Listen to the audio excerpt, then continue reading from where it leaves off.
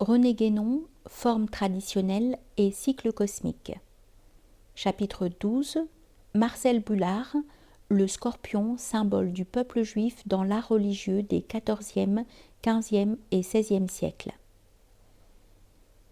L'auteur, parti de l'examen de peinture de la chapelle Saint-Sébastien de Lens-le-Villard, en Savoie, a rassemblé tous les documents similaires qu'il a pu découvrir et il en fait une étude très détaillée, accompagnée de nombreuses reproductions. Il s'agit de figurations du scorpion, soit sur l'étendard porté par la synagogue personnifiée, soit plus fréquemment dans la représentation de certaines scènes de la Passion.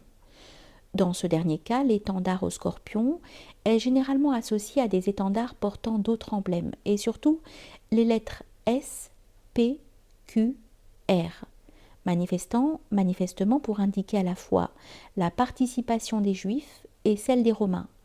Chose assez curieuse et qui semble avoir échappé à l'auteur. On pourrait remarquer aussi que ces mêmes lettres, disposées dans un autre ordre, S, Q, R, P, évoquent phonétiquement le nom même du scorpion.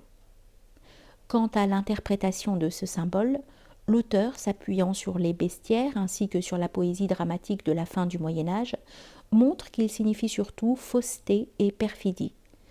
Il remarque d'ailleurs, ce qui est tout à fait juste, qu'à l'époque dont il s'agit, le symbolisme de dogmatique, qui était précédemment, était devenu principalement moral, ce qui revient en somme à dire qu'il était bien près de dégénérer en simple allégorie, conséquence directe et inévitable de l'affaiblissement de l'esprit traditionnel.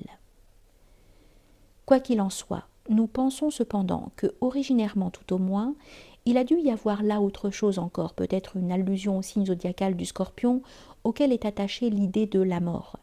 Nous pouvons d'ailleurs noter à ce propos que, sans une telle allusion, le passage même de l'Évangile où le scorpion est mis en opposition avec l'œuf demeure parfaitement incompréhensible. Un autre point intéressant et énigmatique est l'attribution de symboles communs, notamment le scorpion et le basilic, à la synagogue et à la dialectique. Ici, les explications envisagées telles que la réputation d'habileté dialectique qu'avaient les Juifs nous paraissent vraiment insuffisantes pour rendre compte d'une telle association. Et nous ne pouvons nous empêcher de penser à une tradition d'après laquelle les œuvres d'Aristote, considérées comme le maître de la dialectique, renfermaient un sens caché qui ne pourra être pénétré et appliqué que par l'Antéchrist, lequel, d'autre part, est dit devoir être de descendre juif. Est dit devoir être de descendance juive. Ne semble-t-il pas qu'il pourrait y avoir quelque chose à chercher de ce côté ?